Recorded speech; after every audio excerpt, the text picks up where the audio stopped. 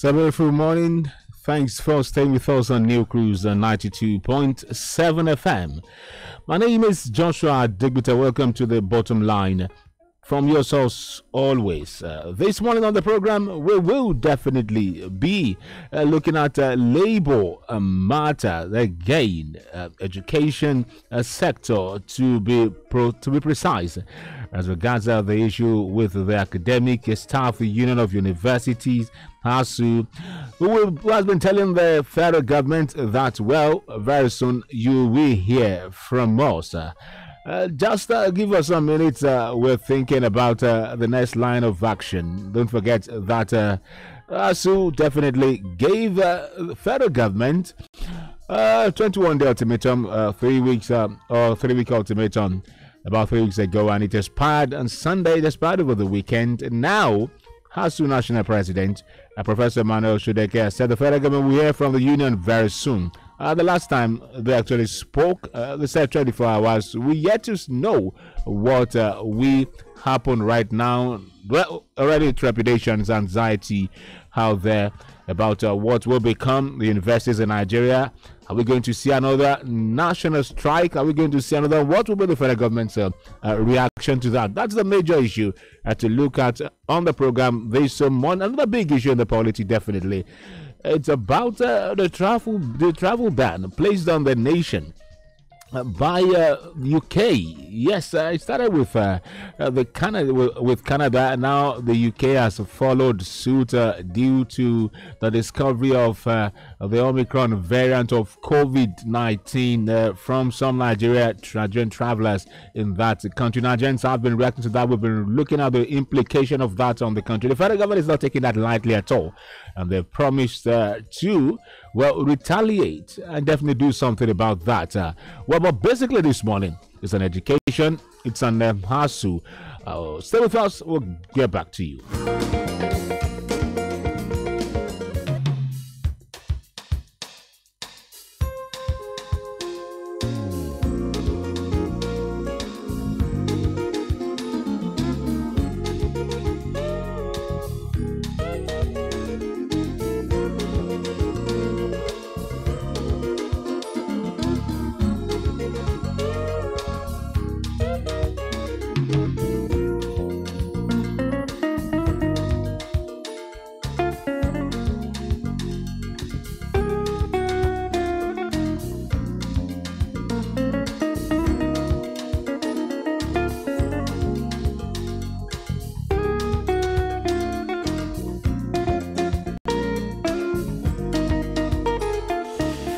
Well, many thanks for staying with us on the bottom line on New Cruise 92.7 FM, your source always. So we're saying that it's all about education this morning. It's all about labor issue this morning.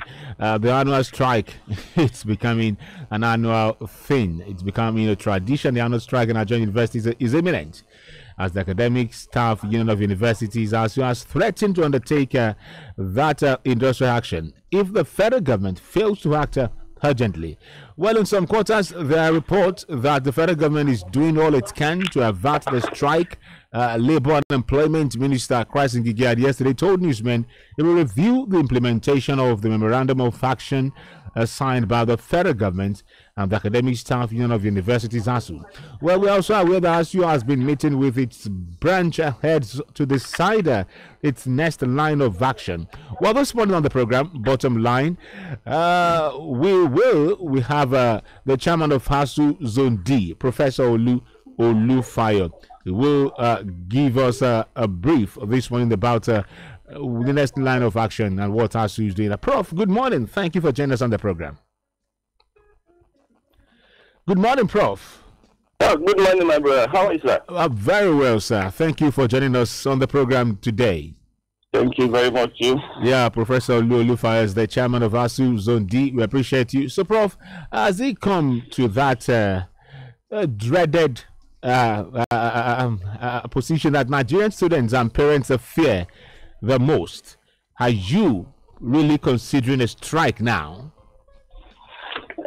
Very, very likely, my brother. Very, very likely. Very, very likely.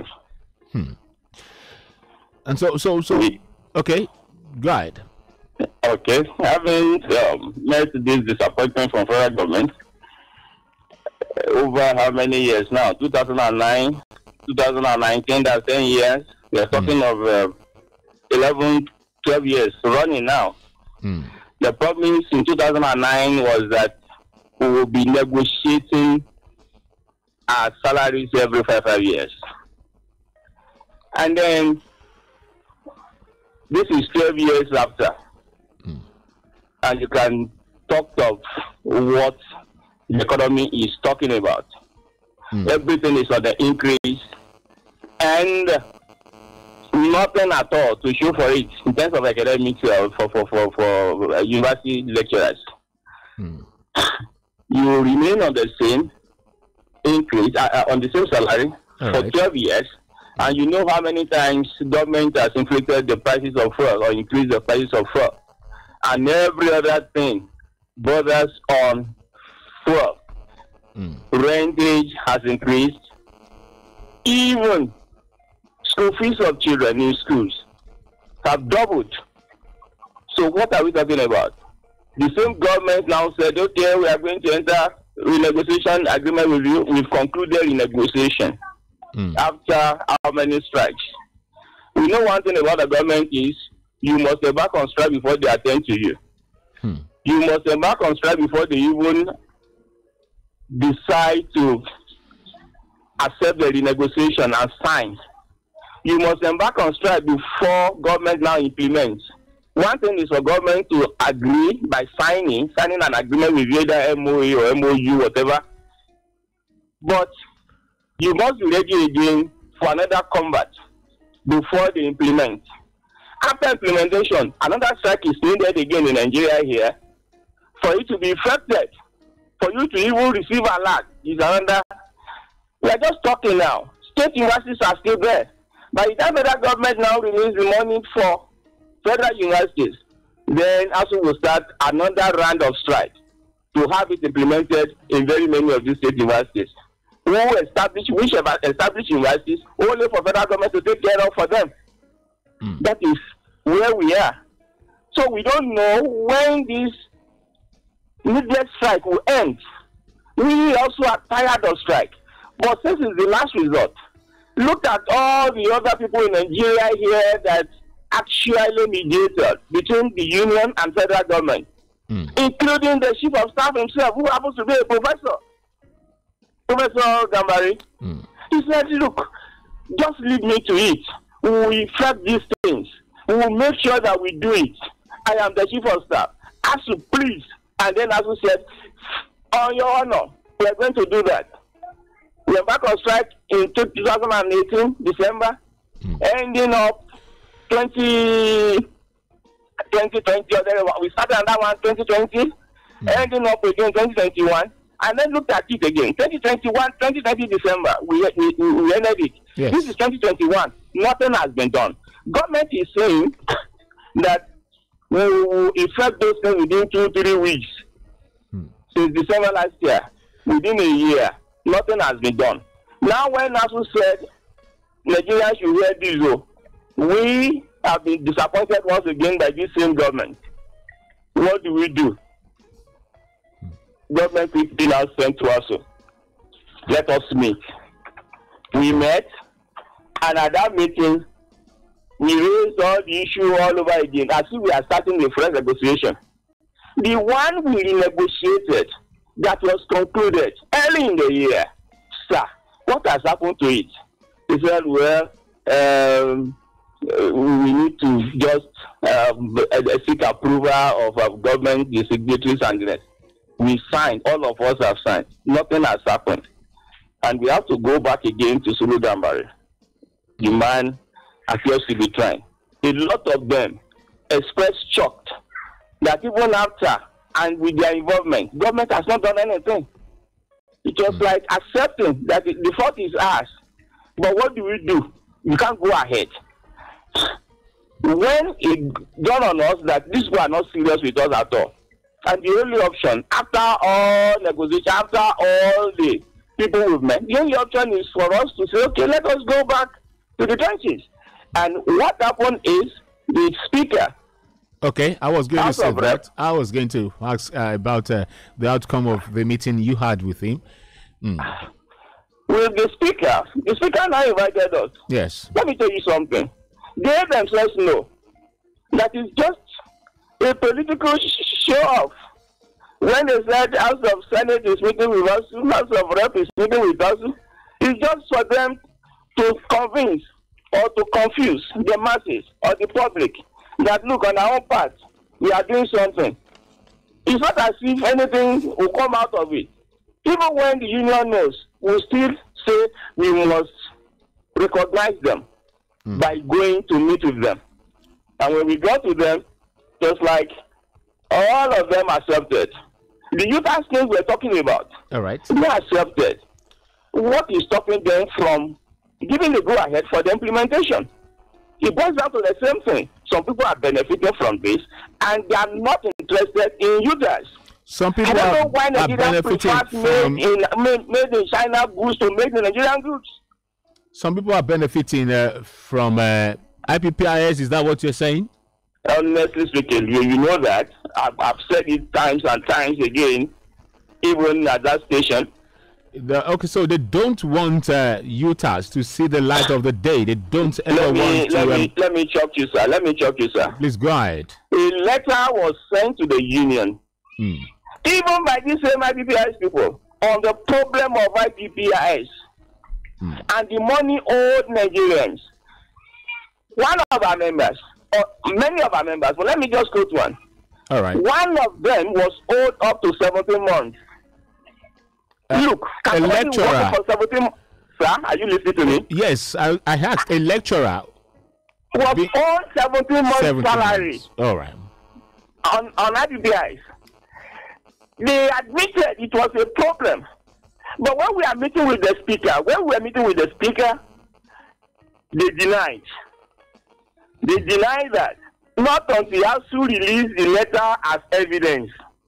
If you are denying that you have problems, you wrote this letter yourself. Here is the letter. We presented the letter. And the speaker said, Asuu should please exercise patience that within 2 days, or 1 week, that everything will be solved. 1 week since then. Now the problem is, Asuu has been calling, we sent SMS, even to the minister, and they are not responding. To the DGs, they are not responding. What is the meaning of that? Now, we have to have even renegotiated the salary we are talking about twice.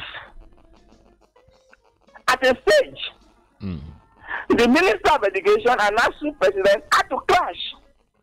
It was a clash of words, saying that he is not in charge of labor, that the Minister of Labor is our employer. Then why are you part of the negotiation team? And you should be our friends.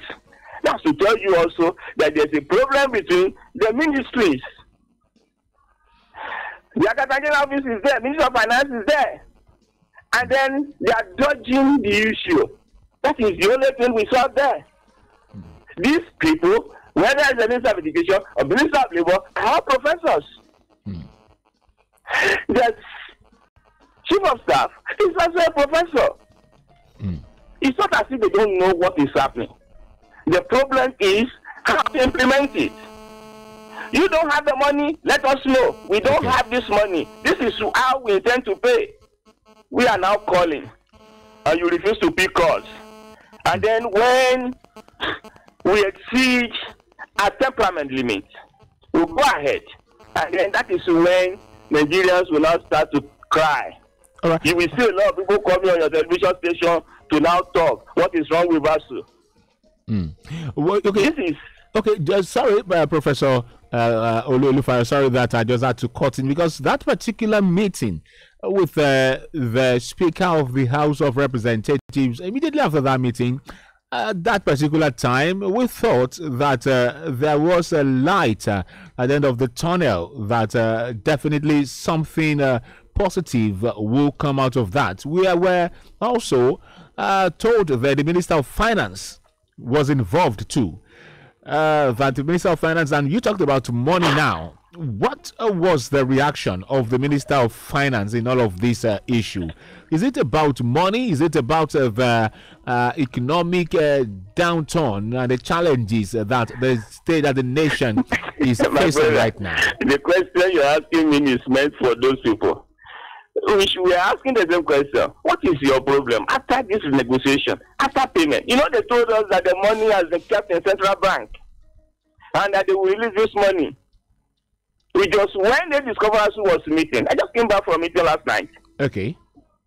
It was then they started sending, that is the misassessment fund now, many more for revitalization. They started sending it to the universities. And you know what? We are not even sure whether the university have received this money. But we got information from the grapevine that this money has been sent to some universities. The VCs of those universities are no longer in control of finances. How can you be a boss, a vice chancellor of a university, and you don't have the power to even ask? Ask your bossa, Mr. Bossa, please, do you have money in the account? The bossa is on the Alpha and Omega. Courtesy of the federal ministry, they opened a platform for all the universities administrators. I mean, the vice chancellor, the bossa, private registrar too. All of a sudden, they removed the name of the vice chancellors from it, so that if any money is coming, the money goes straight to the university, and the bossa receives the alert. If the VC wants to know how much we have, or whether anything has been sent, if the boss actually receives the alert and says, I've not seen it, that is the end of show. And you are the boss. A time is coming when I'm sure that they will tell us that we need to be rotating because the vice chancellors between registrar and VC. The VCs are so incapacitated to the extent that they don't know anything about. And look, these same VCs will only discover that they are employing. People will just be summoned, and then that's bossa. It can be summoned and told, go and employ this and that and put it there. The VC will not know. And he's supposed to be signing. So what happened is, if he wants to sign, he will sign the check. So bossa is now in control. These are some of the things we are protesting. And the public is not aware of most of these things, in spite of the fact that I've been coming to say it for the other time. But saying it, that these people are destroying the Nigerian university system. The VC should know what is happening in his domain. He's not given the opportunity to know. And so if you want to pay 10 people, even if they are not on the payroll, it's the bossa and the academic officer that knows this. And we are talking here as if we are talking to empty barrels. Anyway, I want to admit that we are talking to empty barrels seriously. Well, I would not, Professor. I'm sorry, sincerely. But we should not mind at this point. I would not want you all to employ the use of abusive words. Yes, so we can tell the truth without not necessarily throwing jabs. You have to put my life on the line. Put my. I travel nearly every week to Abuja in this kind of Nigeria. Insecurity everywhere. Because of our children. We have children also in those schools. We are paying school fees. What is happening? You have the right to be angry, Professor Olufaya. I would just want us to just refrain from some sort of words that we know that are not hair friendly. Let's just have this conversation and let's look at some of the major issues. I told you when you are stretched beyond your temperament limit, you should expect anything from us. Okay. Prof, I want to quickly ask. Perhaps I'm seeking clarification or. Let's get to know the Minister of Education. I want to know the role that Minister of Education has been playing, because on a different level, we've observed that the Minister of Education is not part of the negotiating team. Is that correct? Then is that something that has stonewalled proper negotiations? I'm not comfortable with that statement. I'm not believing it's not part of the negotiation team. That's why I said sort of clarification. Okay. Yeah, okay. If it's not around because he used to travel, all right, somebody must represent the ministry. Okay. Even the DG are there. And who are they responsible to? So if the minister is not on ground, who is that person there? Why is that person there representing? And who is that person representing? Ministry of Labor, Ministry of Finance, the Accounting Office, IBPI's office, all of them are there, my brother. They're there. We have a representative of Asuu too. So from the ministries, they are well represented. But the man may not be physically present in most of our meetings because he has to travel maybe for some other reasons. Okay, so that's not to say that his ministry are not represented. Okay. Well, I talked about clarity, so we now get you've definitely thrown light on that. So the speaker, during the meeting, you actually said that Nigerian universities, that in Nigeria, that we cannot afford fresh strike now. And so we know what has always been happening. When we said it's become an annual thing, and according to him too, according to Bajabiya Miller too, he said that the issues between the federal government and Asuu has become perennial. And we're hoping that all of this can be averted. So that is why I'm going to put it to you this morning, Professor Olufayo. You've gone a full year without strikes. That was when you ended the one you had in 2020, December 2020, I believe. So can we surely avert this one? And does it have to be government? Can we surely avert this particular one? Because you told me at the get-go that this is very likely. Sir? You said this is very likely? I said yes, because my first question was about strike, and you said it's likely. So I'm asking, from the very beginning, I said this is a needless strike. Okay. We don't need it. It's something we can as well avoid. So that's why I'm asking this. But the attitudes of people at the end of affairs keeps on telling us that without you displaying your nuisance value, they will not attend to you. If the exhibition of nuisance value of Nigerians will make government listen, then so be it. The minister pleaded for ceasefire. Which of the ministers? The Minister of Labor and Employment? Yes. Okay. If you ask them, they pleaded for ceasefire. But don't forget also that they know the problems. Excuse me. If you have enough money, nobody tells you which school your children will go. You want the best for your children. You will be in control of your wives if you're a polygynous man. If you don't have it, then certain words will come from you to tell them, please, I don't have this. This is the kind of school I would have preferred for you, children, but go to this place. We know how to now, arrange, maybe for special tutors during weekends to handle this and that course, even if these teachers are not available in your person's school. That is what will have happened in insane climb. But Nigeria is far from it. At a stage, we even said, let them bring down their children. How many of their children are schooling in Nigeria? Maybe that is the reason why they are not interested. Even if they are schooling in Nigeria, let them go to public schools.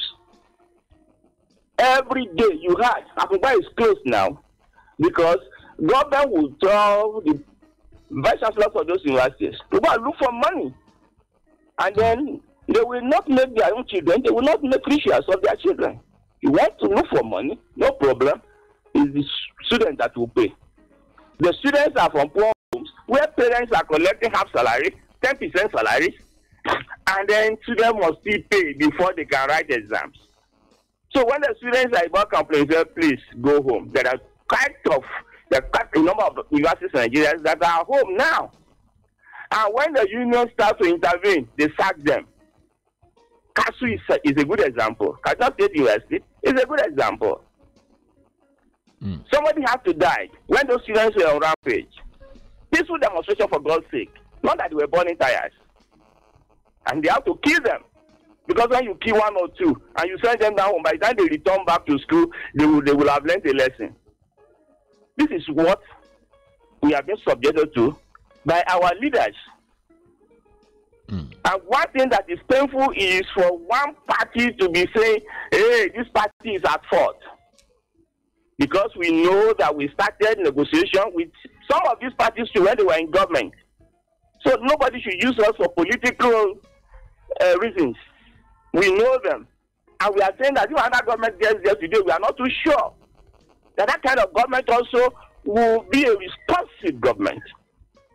That is why we are saying this. People are here listening to this conversation now.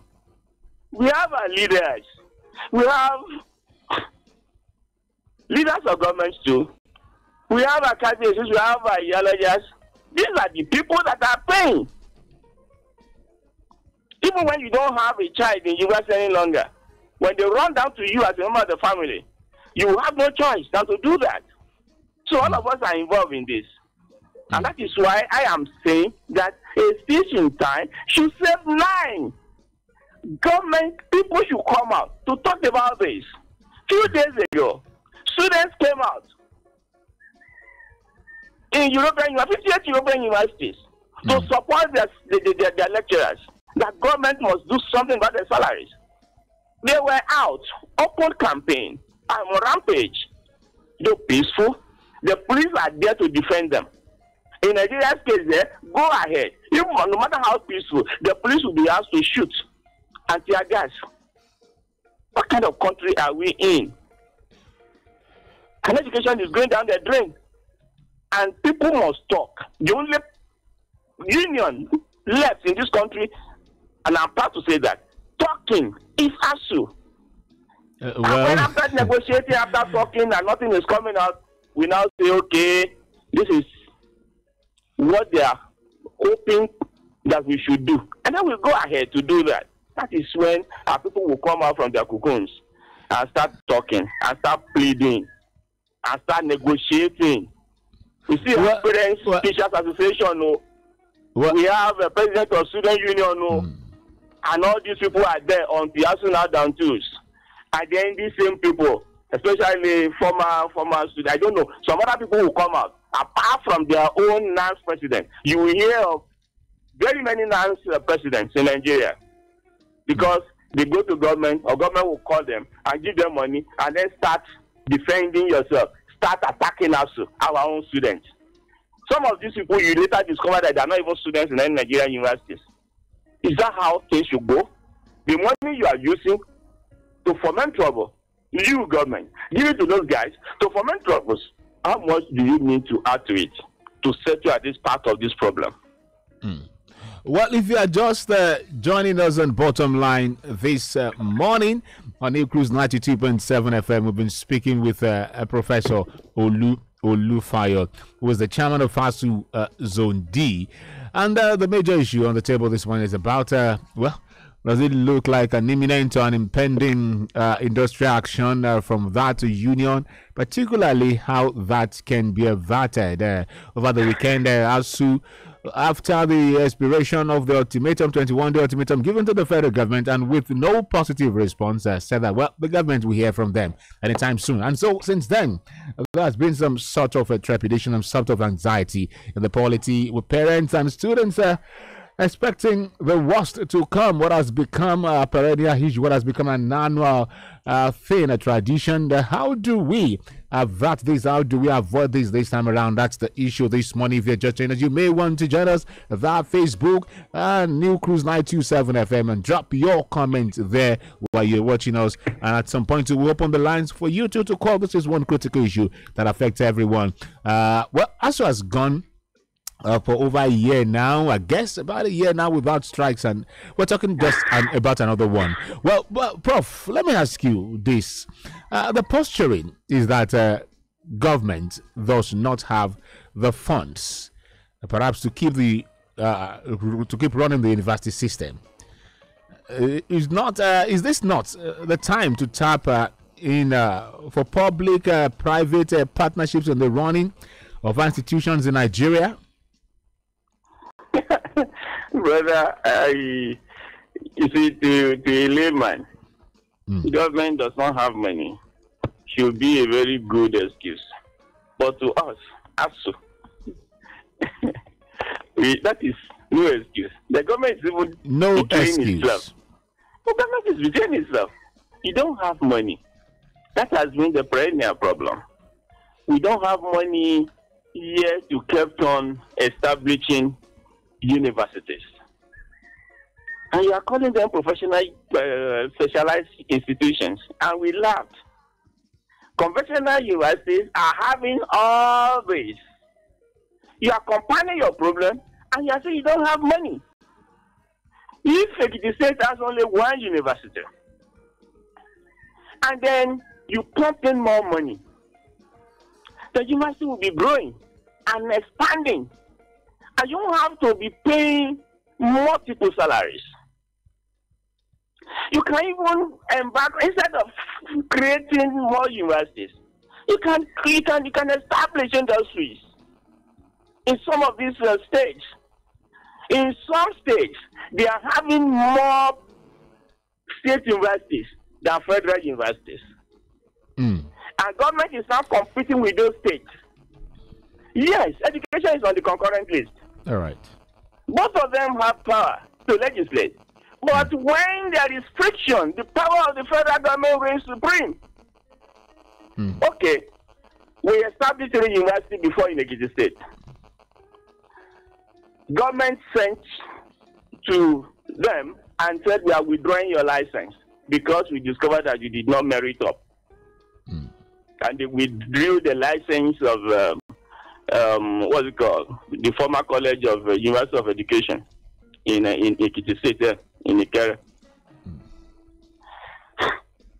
The lecturers there, some of them returned back to us in Asuu.